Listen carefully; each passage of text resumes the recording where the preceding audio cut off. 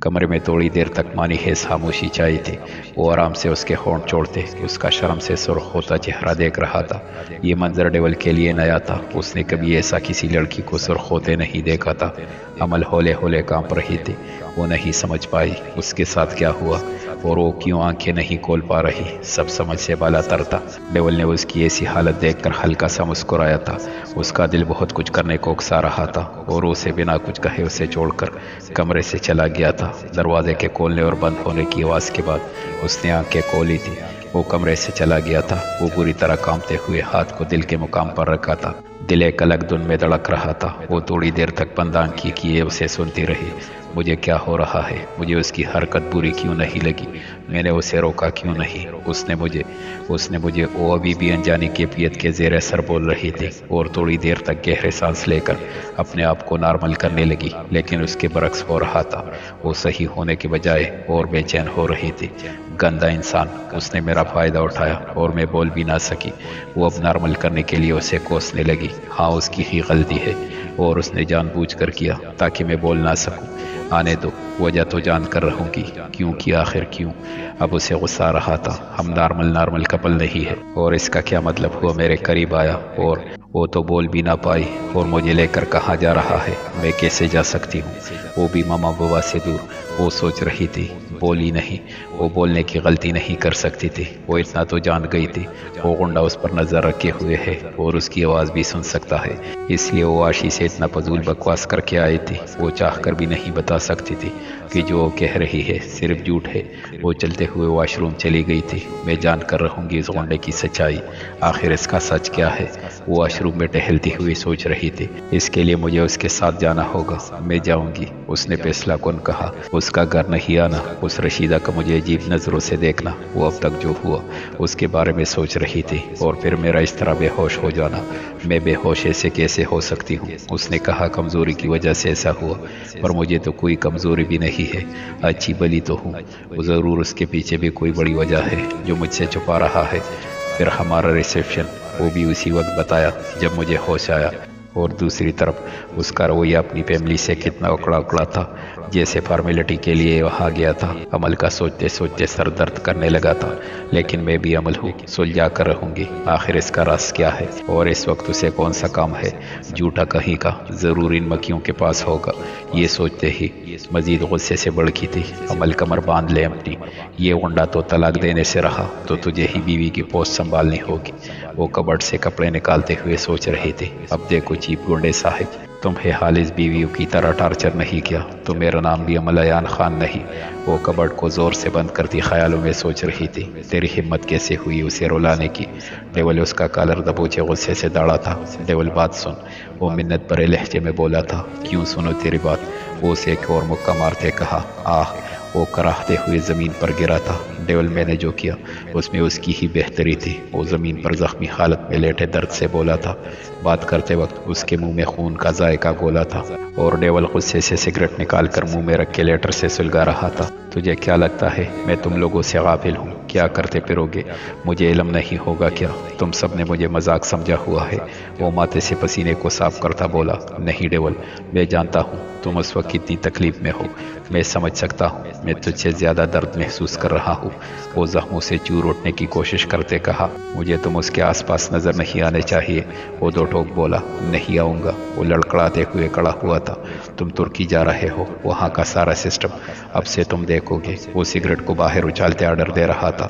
لیکن ڈیول، اگر تم چاہتے ہو تمہاری موت میرے ہاتھوں سے نہ ہو تو بکواس بند کر کے چلے جاؤ۔ اوکے ڈیول، وہ جانتا تھا وہ جو کہتا ہے کر بھی سکتا ہے، اور یہ نہ سوچنا کہ میں نے تمہیں معاف کر دیا۔ وہ خونخوار لہجے سے گور رہا تھا۔ بخوبی جانتا ہوں، وہ بمشکل بول پا رہا تھا۔ اس کا چہرہ سوج چکا تھا، لیکن اسے اتنا درد نہیں ہو رہا تھا۔ یہ تو بیرونی زخم تھے، ٹھیک ہو جائیں گے، لیکن اندرونی چوٹ ان زخموں سے زیادہ گہری تھی۔ صبح 10 بجے تمہاری فلائٹ ہے، جی تمہیں ساری ڈیٹیل سمجھا دے گا اور کمپنی تمہارے پارٹنر سنبھال لیں گے۔ جب تک میں تمہیں پاکستان آنے کا نہ کہوں تم واپس نہیں آؤ گے۔ اب تم جا سکتے ہو، وہ کرخت لہجے میں بول رہا تھا۔ وہ خود کو سنبھالے ہوئے تھا، من تو اس کا اسے جان سے مارنے کا کر رہا تھا۔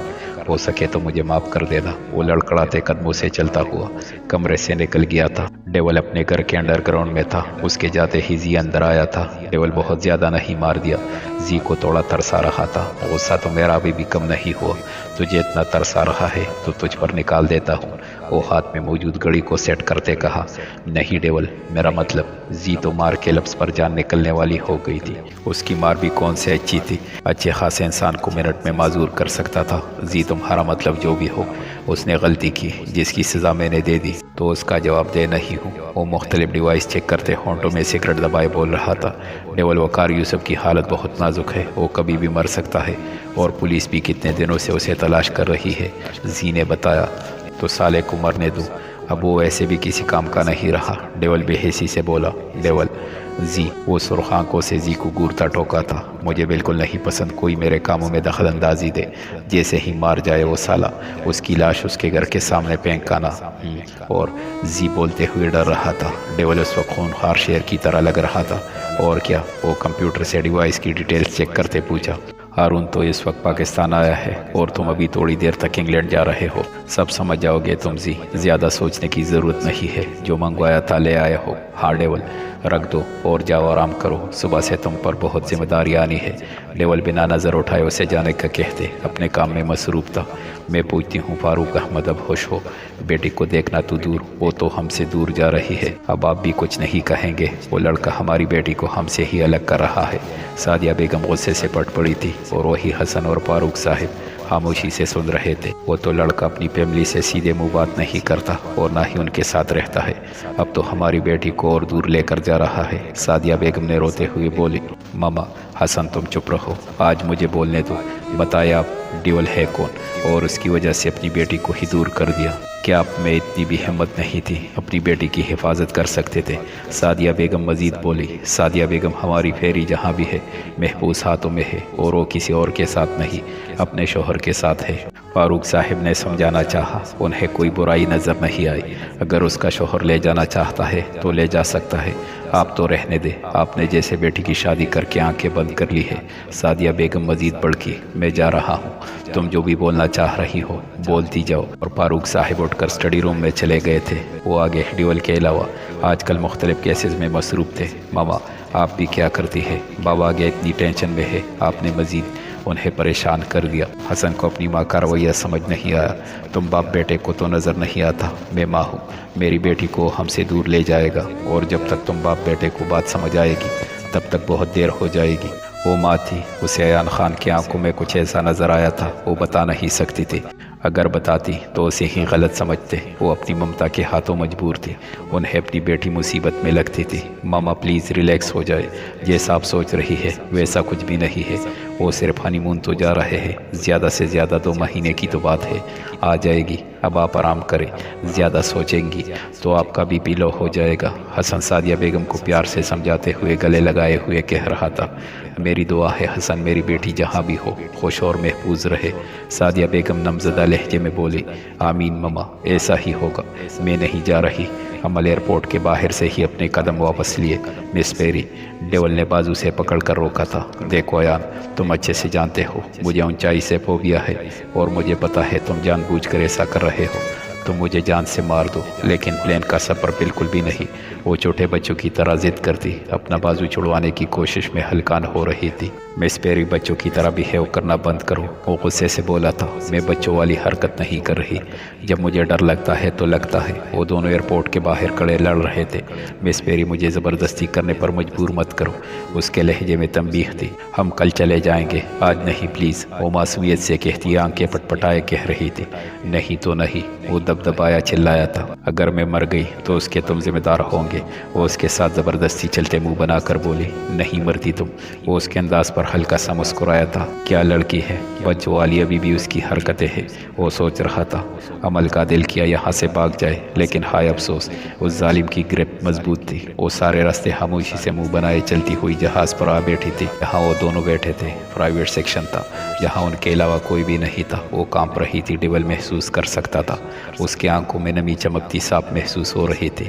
وہ ضبط کر رہی تھی۔ ڈیول اس کے ساتھ بیٹھا بغور اس کا جائزہ لیتے ہوئے سیٹ بیلٹ باندھ رہا تھا۔ اسے وہ برف کی طرح ٹھنڈی لگی۔ مس پیری، اس نے اسے بلایا، جو نہ جانے منہ ہی منہ میں کیا کیا پڑھ رہی تھی۔ بات مت کرو مجھ سے، وہ زکام زدہ لہجے میں بولی۔ پلین ٹیک آف ہونے والا ہے، وہ اسے ایسا بتا رہا تھا جیسا اس کی موت کی نوعیت سنا رہا ہو۔ انجن شروع ہوتے ہی عمل کی سانس بھی بڑھنی شروع ہو گئی، اور جیسے ہی پلین نے چلنا شروع کیا وہ چیخ اٹھی تھی، آہ پلیز ایان، پلین کو روک دو، قسم سے تم جو کہو گے وہ کروں گی، کبھی تنگ نہیں کروں گی۔ وہ اس کے گلے لگے چیختے ہوئے بول رہی تھی۔ جو اس نے ہمت باندھی تھی وہ ٹوٹ چکی تھی۔ ڈیول نے ٹھنڈی ہوا کے سپرد کی تھی۔ وہ جانتا تھا یہ سب تو ہونا ہی تھا۔ مس پیری، اس میں ڈرنے والی کون سی بات ہے؟ ڈیول نے اپنے ساتھ لگی ڈری سہمی مس پیری کو کہا، میں تمہیں جان سے مار دوں گی۔ وہ روتے ہوئے بولی، ٹھیک، وہاں پہنچ کر شوق سے مار دینا۔ وہ ہنسی کو کنٹرول کرتا بولا، میں ابھی مار دوں گی۔ وہ چلائی، ہاں ہاں۔ وہ ہنسا تھا، وہ کنٹرول نہیں کر پایا۔ تم ہنس کیوں رہے ہو؟ وہ اپنا چہرہ اس کے کوٹ سے نکالتے روتے ہوئے معصومیت سے بولی، مس پیری سیریسلی تمہیں اتنا ڈر لگتا ہے؟ تم ایان خان کی بیوی ہو، جب سب کو علم ہوگا تو کیا سوچیں گے؟ ڈیول نے اسے باتوں میں لگایا، کیا سوچیں گے؟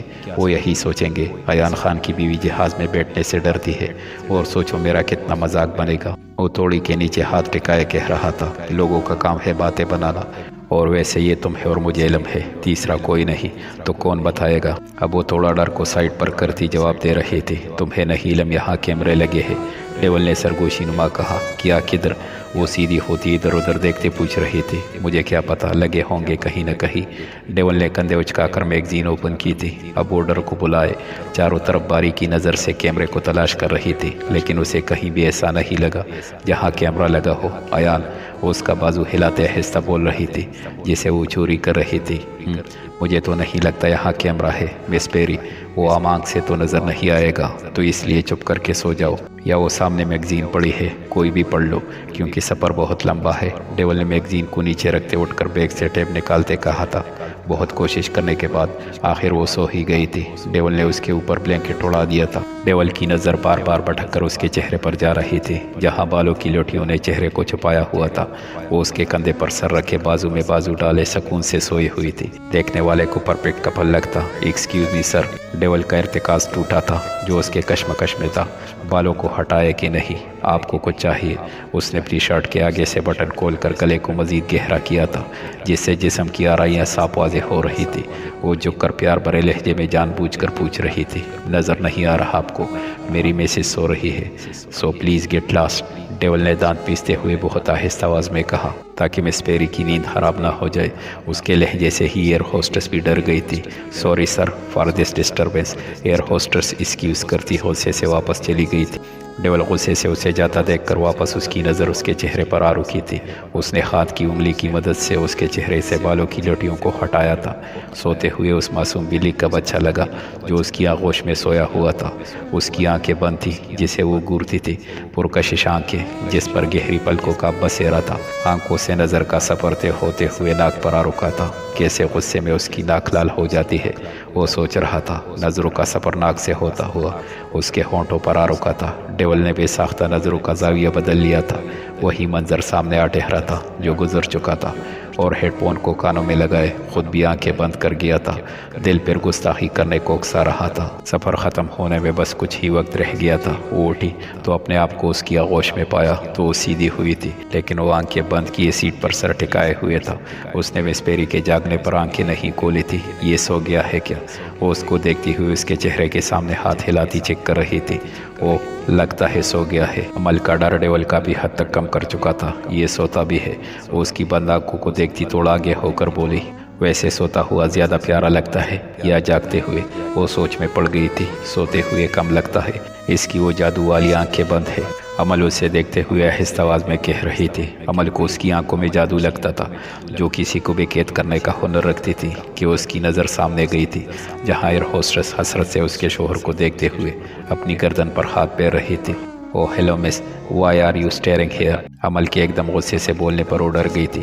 یس میم، وہ انجان بنتی بول رہی تھی۔ I say why are you staring here? وہ جملہ دہراتی ہوئی سوالیہ نظروں سے دیکھتی اٹھی تھی۔ سوری میم، وہ سمجھتے ہی بولی تھی۔ What sorry? He is my husband, I don't like you are staring him, understood? अमल उसके सर पर कड़ी जल बुनकर बोल रही थी। सॉरी मैम, वो शर्मिंदगी से बोली थी। स्टैंड अप, उसका लहजा सर्द था। बट मैम, वो मनमनाई। आई से स्टैंड अप, वो बड़की थी। दिल तो उसका सर पाड़ देने को कर रहा था। यस मैम, वो खड़े होकर सर झुकाए बोली थी। You sit here. वो उसको हाथ से पकड़कर सीट के बिल्कुल पीछे बिठा दिया था, जहाँ से उसका शोहर बिल्कुल नज़र नहीं आ सकता था। Okay ma'am, good, next time be careful, he is my. वो शेरनी की तरह गुस्से से कहती बता गई थी। वो उसका है। वो उसे बिठाते जलती बुनती अपनी जगह पर वापस आकर बैठ गई थी। कुछ हुआ था मिस पेरी? डेवल अनजान बनते वैसे सीट के साथ सर टिकाए उसकी तरफ सर घुमाकर पूछ रहा था। नहीं तो बस वैसे ही, तुम तो सोए हुए थे। उसकी जलन पता नहीं क्यों कम हो रही थी। नहीं तो, वो भी उसी के अंदाज में बोलता नपी से सर हिलाता। अमल का सांस खुश्क कर गया था।